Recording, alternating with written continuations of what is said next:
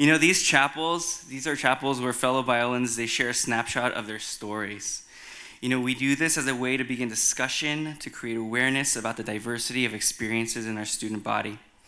These testimonies are a way to celebrate the uniqueness of our experiences, for us to learn to embrace our differences as we are united under the banner of Christ.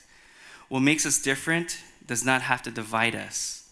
Like a tapestry with many single different strands, our stories weave together to make a beautiful picture. In my 4 years of working here at Biola, I've come to realize that there's this pressure that Biola students feel. It's this overwhelming pressure to have things figured out and to feel happy all the time. But let's be real. Life kind of sucks. It does, right? The poop, it hits the fan sometimes, right? A lot, maybe. Things don't go the way you plan or the way you want. So today, I've invited 3 people from our community who've experienced life not going the way they wanted. In our classes and in our chapels, appropriately, we hear great stories of triumph and victory. But today, we want to share stories of loss and grief. As Biolans, we like keeping up appearances, but today, we want to set a tone of vulnerability. But before they come up, I want to warn you that some of what they're going to share is a little intense. If that triggers something in you, please don't keep that to yourself. These Image of God chapels are meant to help us start processing what God is doing in our lives.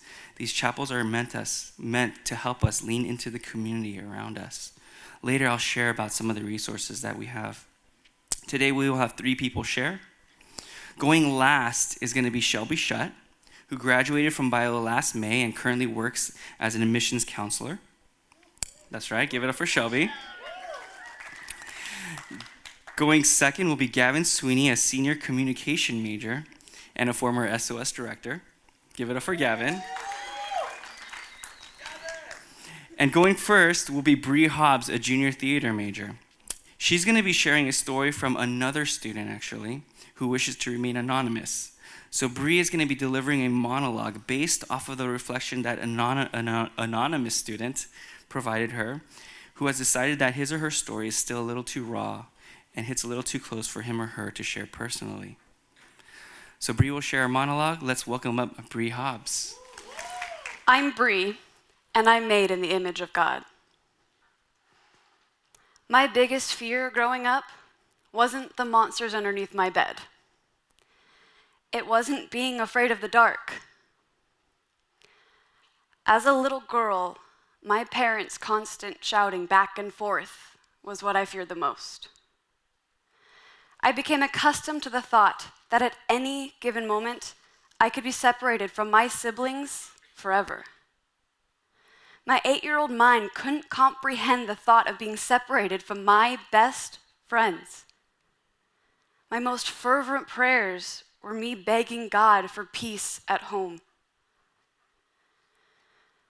When you come from a family that fights a lot, you become an expert at living out of trash bags.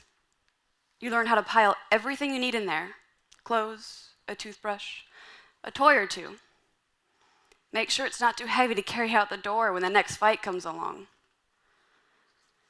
You become a master at adaptation, and you do whatever you can to survive the battlefield called home. When I didn't hear my parents screaming in the background, things felt off. It became the soundtrack to my dysfunctional home life. While my classmates couldn't wait to get home, I dreaded being within those 4 walls. Growing up, I held on to every moment of serenity that I could, because those moments were rare. My earliest memory of praying to God was writing out "peace, please," 1,000 times over on a blank sheet of paper. When it felt like he didn't answer that prayer, I wondered what I was doing wrong to keep him from granting my deepest hope and desire. Why would I want anything to do with a God who abandoned me in my deepest need? All of this has affected me into my adulthood. Now, one of my deepest fears is people leaving. Because that's always been the easy way out. Leaving and never coming back.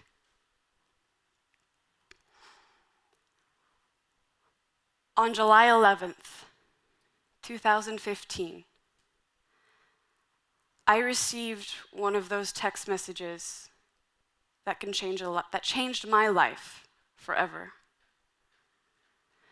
My biggest fear had become a reality when my mom messaged me, telling me that she and my dad were getting divorced.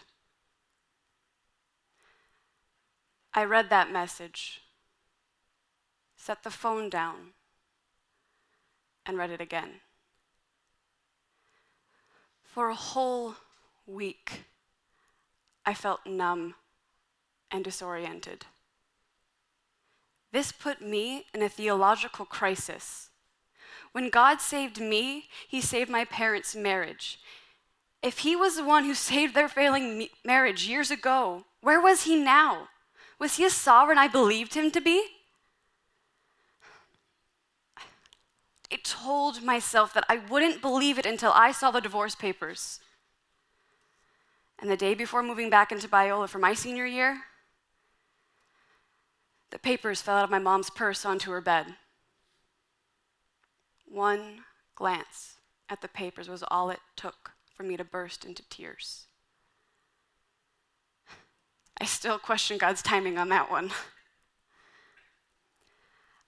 I stepped into my senior year seriously questioning my ability to be in a leadership position when my faith was falling apart. There was no way that God was allowing all of this to happen. And my senior year too? How rude!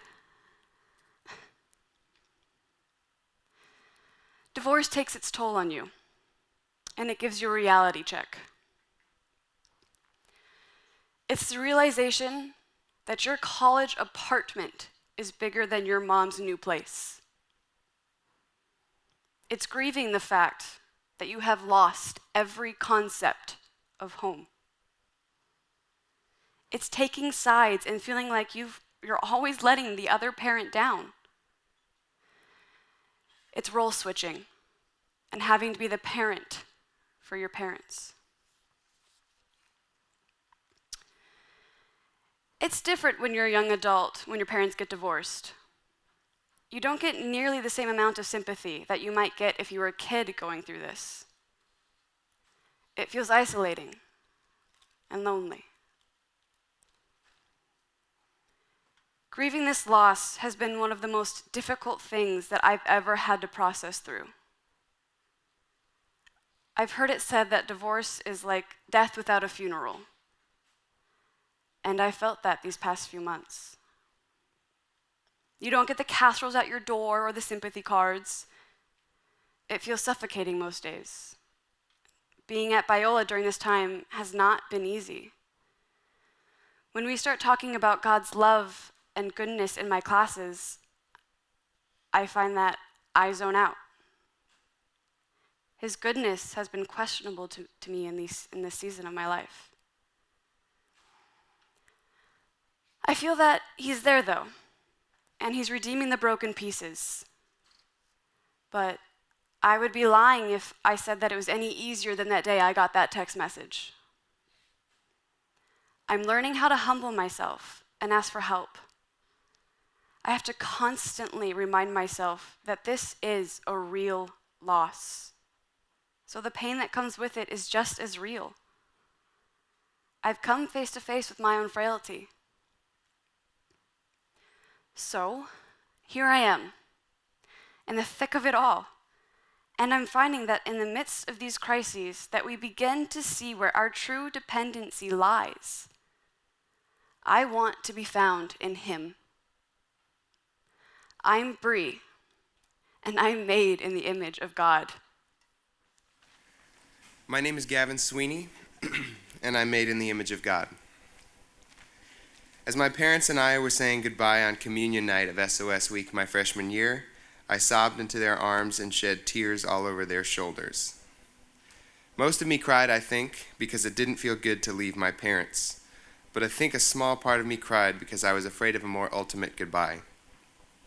If this one felt so bad, imagine what a permanent one must feel like. As the semesters wore on, the breast cancer that my mother had been diagnosed with while I was in high school steadily worsened. I spent so many painful hours doing battle with God over the problem of evil. My own problem of evil, to be more specific. If God is all powerful and all good, why has he allowed this? Why has he made room for this painful experience whereby my mother, who I love with my very soul, is being slowly wrenched and ripped away from me, all while the world smiles on? Sometimes people would not recognize the rhetorical nature of my questions, and they would attempt to offer satisfying responses. Incidentally, there are no satisfying responses. People would tell me that it was happening to teach me to love or trust God more. But to me that sounded immeasurably sadistic. It would be an intolerably manipulative God to inflict pain on me so that I would love him more. To say flippantly that he causes or allows this pain for his own glory and my good was a pill that I couldn't swallow. As my mom's cancer worsened, one of the most painful parts was the process of losing hope. My hope for my mother to see me graduate, attend my wedding, meet my children was dying. But more significantly was the dying possibility for all the time spent with her in between those milestones. The indefinite number of potential conversations I could have with her became more and more definite. She suffered physically from the effects of chemotherapy, radiation, and surgery. She dealt with chronic pain, and the cancer spread into her lungs, compromising her breathing. My mom was hilarious. Her sense of humor was witty and sharp, and I always derived an immense sense of satisfaction when I would succeed in getting her to laugh. As the cancer spread, her laughter became painful. Cancer has a way of doing that, inflicting the deepest pain into the most joyful moments. Beautiful holiday meals were suddenly acutely painful as we became aware that they were the last of their kind. Eventually, my beautiful, wonderful, life-filled, love-overflowing mother was taken to the hospital for the last time. My family and I sat by her bedside as we watched her slip away from us. The sweet happiness she could conjure with her presence in our lives morphed into pain which we could not articulate at her loss. After we were able to say our goodbyes, I cried so hard that I popped blood vessels in my eyes. By the evening, she had lost consciousness, and we didn't know how much longer it would be. I didn't sleep at all that night. Instead, I wept silently from my chair in the dark hospital room as I watched my dad lie down next to her in the hospital bed for the last time. I loved my mom, and I'm so glad to have had experienced her indescribable love in this life. But as a friend reminded me yesterday, gratitude and grieving are not mutually exclusive. And while I have great gratitude for my mom, I carry immense pain in my heart. As the world gradually forgets who my mom was, I hurt. The nature of this pain is that it sometimes makes it hurt just to exist in the world, and I'm often angry at the world for spinning. When I hear people tell their stories of grief, and they end it with, "But God," it makes me angry. It's as if we think so little of him that we must belittle our own pain for him to be great. I want no part of a God who cannot be great while I sit center stage tearing my hair out in grief. Just as I want no part of a God who sadistically causes me pain to manipulate me into loving him. At Lazarus' graveside, Jesus did not rebuke Mary, he wept with her. In these depths of my life, I cry out, "Lord, if you had been here, my mother would not have died," and he weeps with me in my bitterness toward him. My name is Gavin Sweeney, and I'm made in the image of God. Hi, I'm Shelby. I'm already crying, and I'm made in the image of God. I know this to be so utterly true, and yet it's one of those truths that's still trying to forge its way into the depths of my heart. And as I share the moments of loss scattered throughout my story, I pray you see that loss is often an invitation beckoning us to come to the end of ourselves, which inevitably brings us closer to Jesus. My first real, personal, concrete experience of loss happened when I was 16. On a cold February afternoon, I walked into a doctor's office complaining of fatigue, thinking they'd probably prescribe me 6 weeks of physical therapy like they'd done in the past, and I'd be on my way. It was different this time. With heavy eyes and a somber tone, the doctor looked at me and said that she believed I was experiencing symptoms of an autoimmune disease known as limb-girdle muscular dystrophy. In that moment, time stood still. Most people in my situation would frantically respond and ask the doctor, "What is that? What does that mean?" I didn't. I knew what it was. I knew what it meant. Robbie's face was all I could see. Robbie's on the far left of the picture behind me, sitting next to his wife and 2 sons. Robbie's my first cousin, and we were close growing up. But in the moment that I found out I had the same genetic defect as him, something changed in our relationship. An unspoken kindredness was born out of our shared loss. The unavoidably progressive nature of muscular dystrophy means that each month my body grows a little weaker. The memories I have of running or racing my brother and sister up the carpeted stairs in my childhood home feel like a distant dream.